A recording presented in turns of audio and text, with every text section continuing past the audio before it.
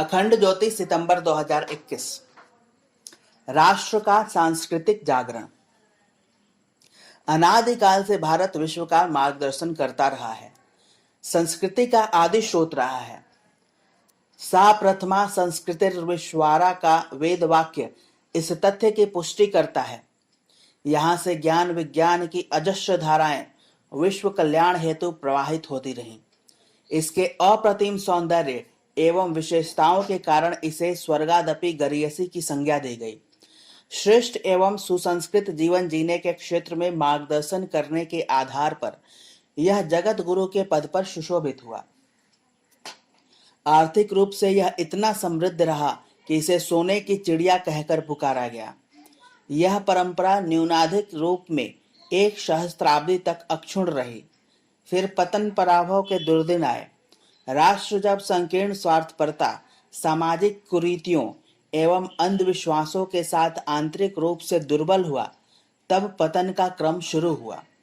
दुर्बलता के इस दौर में मुट्ठी भर विदेशी आक्रांता आकर इसको रौंदते और लूटते गए तथा यहाँ के शासक बन बैठे और एक गौरवशाली राष्ट्र पददलित अवस्था में आ गिरा। पग पग पर देश पराश्रयी, परावलंबी और परमुखापेक्षी होता गया। आश्चर्य नहीं कि पिछले लगभग 1000 वर्ष तक यह महान देश पराधीनता के अंधेरे युग से गुजरा। बीच बीच में जागरण की लहरें भी उठती रहीं, लेकिन ये कुछ क्षेत्र विशेष तक सिमटी रहीं और अंततः 19वीं सदी में सांस्कृतिक पुनर्जागरण का प्रभावशाली दौर प्रारंभ हुआ। सोया हुआ राष्ट्र जैसे जाग उठा। भारतीय सपूतों के अतुलनीय शौर्य, बलिदान एवं त्याग की गाथाओं के बीच राष्ट्र ने विदेशी दासता की केचुली को उतार फेंका और उसे राजनीतिक दृष्टि से स्वतंत्रता भी प्राप्त हुई। आजादी के उपरांत की यात्रा धीरे धीरे आर्थिक विकास की रफ्तार पकड़ते हुए पड़ोसियों के औचक हमलों के बीच देश की सुरक्षा व्यवस्था भी चाक चौबंद हुई।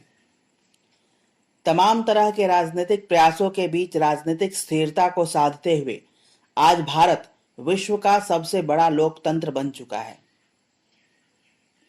सबसे अधिक युवा आबादी वाला देश है और साथ ही अपने सनातन गौरव के साथ अपनी हुंकार भरने के लिए कटिबद्ध एक स्वाभिमानी, स्वतंत्र एवं सशक्त राष्ट्र भी है। कई अंशों में पूरा विश्व उसकी वैश्विक उपस्थिति को स्वीकार भी रहा है, लेकिन अभी भी बहुत से कार्य शेष हैं। व्यापक स्तर पर अभी भी गुलामी के संस्कार गए नहीं हैं। कुछ लोग अभी भी पश्चिम को ही अपना आश्रय और आदर्श मानते हैं। वह कुछ तो बाहरी विध्वंसक शक्तियों के माध्यम तक बनकर राष्ट्र विरोधी कार्यों में सम्मिलित हैं।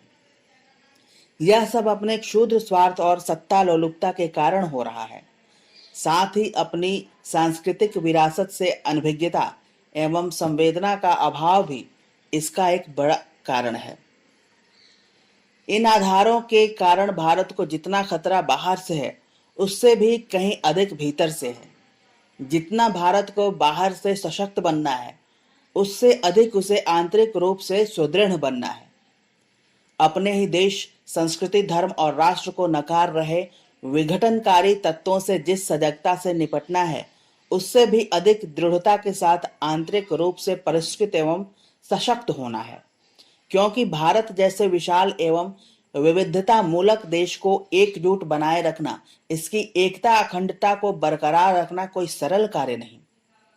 इसमें जितने सारे धर्म, संप्रदाय, समूह, जातियां, भाषाएं तथा क्षेत्र हैं, इन सबको एकता के सूत्र में बांधे रखना व इन्हें एकजुट बनाए रखना निश्चित रूप से एक चुनौतीपूर्ण कार्य है। इन्हें मात्र राजनीतिक, आर्थिक या शासकीय कौशल के आधार पर नहीं साधा जा सकता। इन्हें तो नैतिक, सांस्कृतिक एवं आध्यात्मिक आधार पर ही एकजुट रखा जा सकता है और भारतीय संस्कृति में अंतर्निहित कालजयी क्षमता इसको संभव करने में समर्थ है।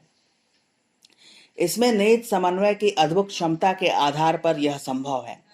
इसके आत्मवत् सर्वभूतेषु वसुधैव कुटुंबकम के सिद्धांत न केवल देश को बल्कि पूरे विश्व को एक सूत्र में बांधने की क्षमता रखते हैं।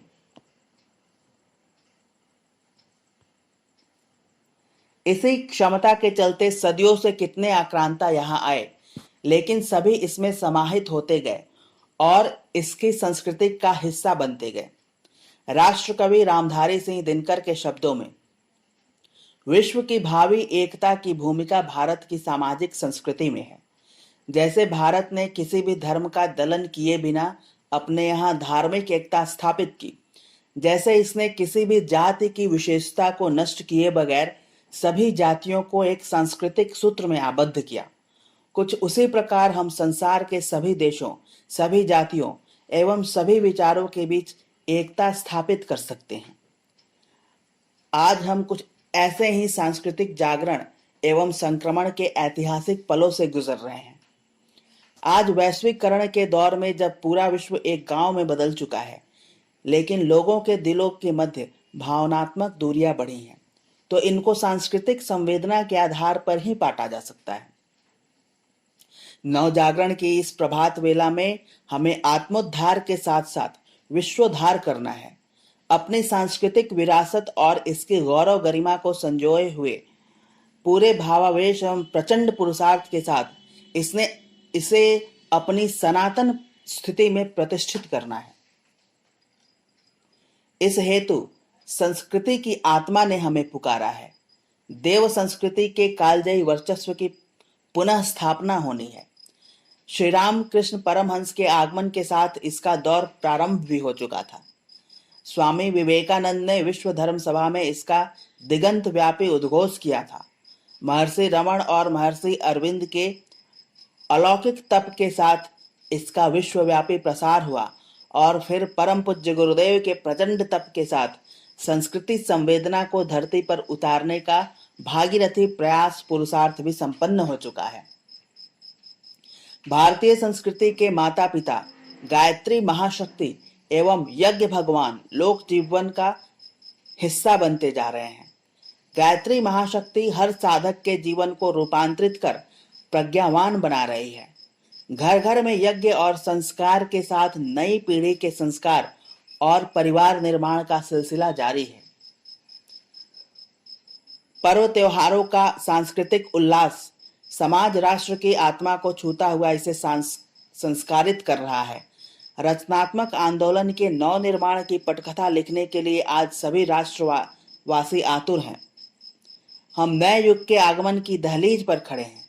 इसमें अपनी सार्थक भूमिका सुनिश्चित करने का ऐतिहासिक अवसर हमारे सामने है और उस अवसर को सार्थक बना पाने का कार्य ही इन परिस्थितियों में हमें साकार कर दिखाना है। समाप्त।